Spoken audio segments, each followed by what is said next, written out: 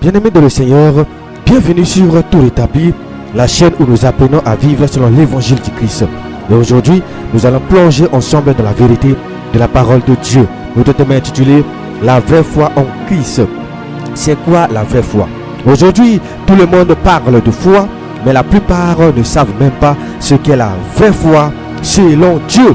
Ils confondent la foi avec l'espoir, l'émotion ou les paroles vides. Ils disent « j'ai la foi », mais ils vivent dans le péché, ils désobéissent à Dieu, ils tremblent même devant les hommes, ils vendent leur intégrité pour un poste, une faveur ou un visa. Frères et sœurs, il faut le dire clairement, la vraie foi en Christ est rare de nos jours et sans elle, personne ne verra Dieu. C'est pourquoi Hébreux 11 verset 6 nous dit « Or, sans la foi, il est impossible de lui être agréable, car il faut que celui qui s'approche de Dieu croit que Dieu existe et qu'il est le rémunérateur de ceux qui le cherchent. » Alléluia. La vraie foi, ce n'est pas croire en Dieu, c'est croire Dieu. Beaucoup croient que Dieu existe, mais même le démon le croit. Mais ils ne lui obéissent pas, ils ne le suivent pas, ils ne se soumettent pas à sa volonté. Jacques 2 verset 19 dit « Tu crois qu'il y a un seul Dieu, tu fais bien. » Les démons le croient aussi et ils tremblent. Les démons n'obéissent pas à Dieu, ils tombent seulement devant Dieu, ils tombent seulement face à un enfant de Dieu. La vraie foi, c'est croire Dieu même quand tout est contre toi. Croire sa parole plus que tes émotions, alléluia, plus que les rapports humains, plus que ce que tu vois. Romains 4 verset 20 à 21, la parole de Dieu déclare: il ne douta point, c'est Abraham, par incrédulité au sujet de la promesse de Dieu, mais il fut fortifié par la foi, donnant gloire à Dieu et ayant la pleine conviction que ce qu'il a promis, il peut aussi l'accomplir. Alléluia. La vraie foi pousse à l'obéissance totale. Si ta foi ne te pousse pas à obéir à Dieu, c'est une foi morte.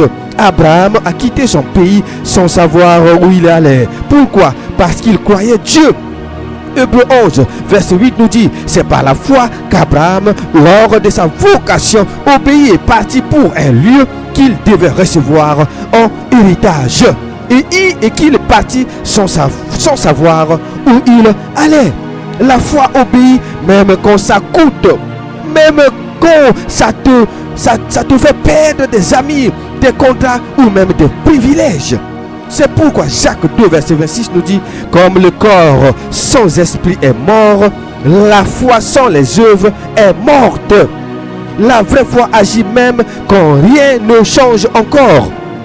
La foi ne marche pas par les apparences humaines. La foi ne dit pas « je crois quand je verrai ». Non, elle dit « je crois même si je ne vois rien ». La foi parle et agit avant que les choses arrivent. C'est pourquoi 2 Corinthiens 5 verset 7 nous dit « car nous marchons par la foi et non par la vue ». Alléluia. C'est quoi le comportement de la foi? Nous allons voir exactement c'est quoi le comportement de la foi. Car la foi par la parole n'est pas suffisante. Il faut que ça puisse s'associer avec le comportement. La vraie foi ne se limite pas à des paroles. Elle se manifeste par un comportement ferme, visible et radical, même face aux situations les plus graves. Alléluia. Voici quelques exemples qui montrent que tu as vraiment foi en Christ. Exemple face au verdict final, face au verdict de la médecine. Quand la médecine a tout analysé, qu'elle a posé son diagnostic et qu'elle te dit que tu vas mourir dans un temps donné, alors le comportement de la foi, c'est comment? Ce n'est pas la peur ou le désespoir, c'est de croire ce que Dieu a déjà accompli à la croix. Alléluia.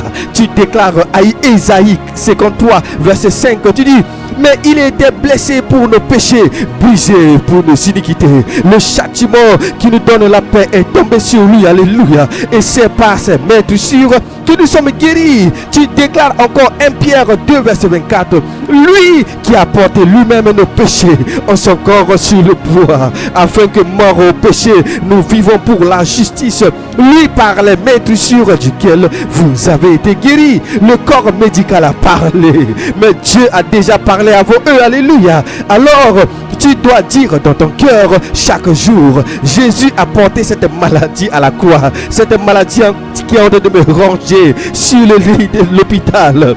Elle n'a plus d'autorité sur moi. Par ses maîtrissures, je suis déjà guéri. Alléluia. Quand les gens s'apitoient sur toi, les gens te regardent, ils disent avec tristesse, aïe, ils pleurent, ils tremblent. Il te voit, il dit que c'est fini pour toi. Il pense que c'est fini. Il pleure tous les jours. Ta maman pleure, ton papa pleure, tes enfants pleurent, ta famille pleure, tes amis pleurent. Parce que pour eux, ils croient à ce que la médecine a déclaré. Ils disent des paroles de pitié.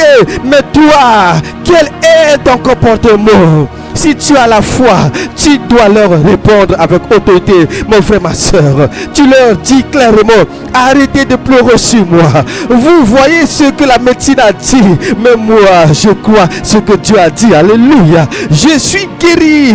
Ce n'est pas encore visible pour vous, mais moi, je le vois déjà dans la foi. Ce que Dieu a promis, il l'accomplira. Alléluia. 2 Corinthiens 5, verset 7. Car nous marchons par la foi et non par la vue. Tu ne dois pas te soumettre à ce que les hommes voient. Tu te soumets à ce que la parole déclare avant même que tu existes, mon frère, ma soeur. Ta foi voit ce que les autres ne voient pas encore. Deuxième exemple, imagine quand tu reçois une OQTF, une obligation de quitter le territoire français, peut-être allemand, peut-être américain. Oh, l'État t'écrit, dit, tu dois quitter le pays, tu n'as pas le droit de rester ici. Mais le comportement de la foi, c'est comment tu dois te comporter, comment tu dois te comporter face à ce problème. C'est de ne pas trembler devant une lettre humaine, mon frère, ma soeur. C'est de se lever et dire, Somme 24, verset 1, alléluia, à l'Éternel, la terre et ce qu'elle renferme, le monde et ceux qui l'habitent, alléluia. Tu déclares Josué 1, verset 3, tout lieu que foulera la plante de votre pied, je vous le donne, comme je l'ai dit à Moïse, alléluia. Je vous le donne en possession. Tu déclares encore, oh, j'aime la parole de Dieu. Tu déclares encore Genèse 1, verset 28. Dieu les bénit et Dieu leur dit, soyez féconds, multipliez, remplissez la terre et assujettissez-la. Tu dois dominer cette terre. Partout on ne dit pas, tu dois dominer là où tu es né, non. Partout où ton pied foulera, tu dois dominer, tu dois la prendre en possession. Oh, ça sera ta possession. Et il continue encore, il dit, et dominer sur les poissons de la mer, sur les oiseaux du ciel et sur tout animal qui se met sur la terre. Alors tu déclares, je ne suis pas à la merci des lois humaines, non. Mon Dieu m'a donné le droit de vivre là où je pose mes pieds. Alléluia. La terre ne m'appartient pas selon les hommes, mais selon Dieu. Elle est à moi en Christ. C'est lui qui décide, pas un système terrestre. Alléluia. Même si on me dit que c'est fini, je reçois plusieurs fois une lettre de OQTF.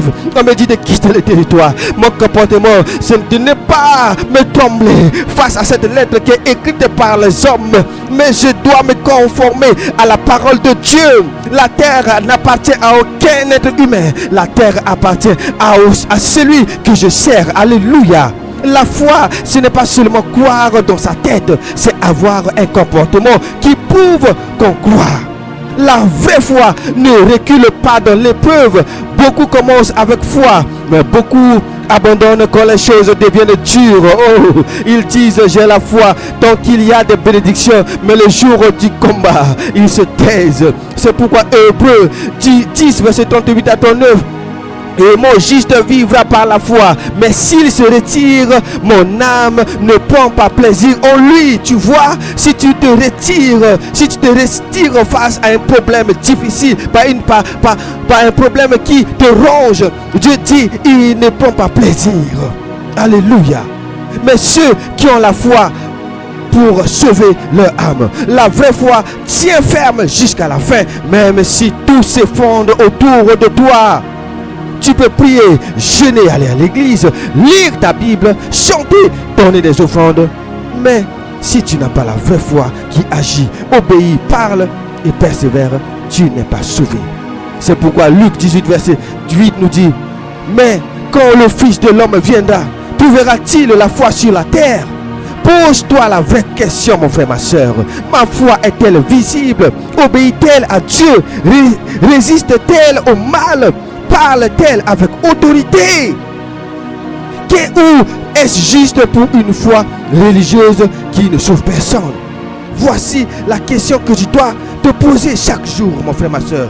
Voici ce que tu dois te demander chaque jour lorsque tu traverses un moment difficile. Lorsque tu regardes devant toi, derrière toi, il n'y a aucune solution. Tu regardes à côté de toi, il n'y a aucune issue. Alors tu déclares: je ne vis pas par ce que je vois. Je ne vis pas par ce que je suis en train de subir. Je ne vis pas par rapport à la réalité. Mais je crois que l'Éternel, le Seigneur Jésus-Christ, a tout accompli à la croix.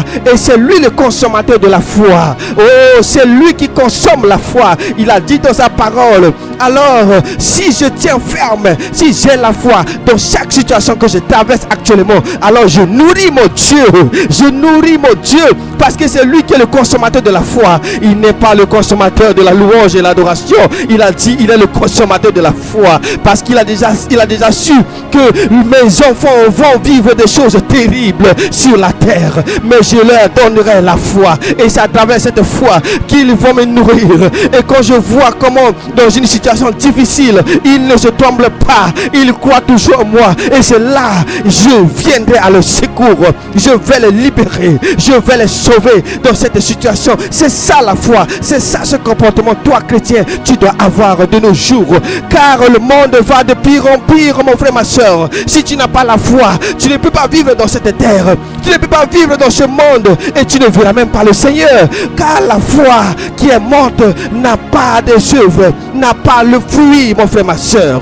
Alors qu'est-ce que tu traverses actuellement, mon frère, ma soeur? Quelle situation qui te fatigue actuellement? Alors va devant ton Dieu, tremble devant lui, dis: Seigneur, je sais que tu connais toutes choses, tu es assis sur ton trône de gloire, tu contrôles toutes choses, rien ne passe inaperçu devant ton trône de gloire. Je sais que je suis en train de traverser une situation difficile, mais je crois en toi. Je sais que tu vas te lever un jour que je ne m'attendais même pas. Oh Seigneur, me voici devant toi. Tremble devant ton Dieu, agenouille-toi, prosterne-toi devant ton Dieu, et le Seigneur va venir à ton secours. Même si c'est à cause de ta faute, même si c'est à cause d'un problème, ou si c'est à cause de ton péché que l'Éternel est en train de te châtier et de te frapper, alors mon frère, retourne devant ton Dieu, pleure devant son trône de gloire. Dis: Seigneur, je sais que j'ai péché contre toi, je sais que c'est à cause de ce péché que j'ai chopé cette maladie, que j'ai chopé ce sida, j'ai chopé cette maladie incurable. Mais Seigneur, aujourd'hui je prends la décision de revenir totalement à toi, de m'abandonner à toi. Seigneur, fais une promesse à ton Dieu, dis-lui: Seigneur, si tu me guéris dans cette maladie, je ne reviendrai plus dans ce monde, je ne vivrai plus selon ce monde, mais je vivrai selon toi. J'accomplirai la mission auquel tu m'as envoyé sur la terre pour faire. Donne une promesse à Dieu, fais une promesse à Dieu, et quand l'Éternel qui voit le cœur, qui voit le profondeur de cœur, qui sonde le cœur et le rein, il sait que tu es sincère devant lui. Mon frère, ma soeur, Dieu va te libérer dans cette situation, Dieu va te sauver dans cette situation, et tu seras un instrument de témoignage. Alléluia, un instrument puissant entre ses mains pour sa gloire. Voici, c'est ça la foi. Voici, c'est ça le comportement de la foi, mon frère, ma soeur. C'était votre frère Rodrigue Sibato-Minine.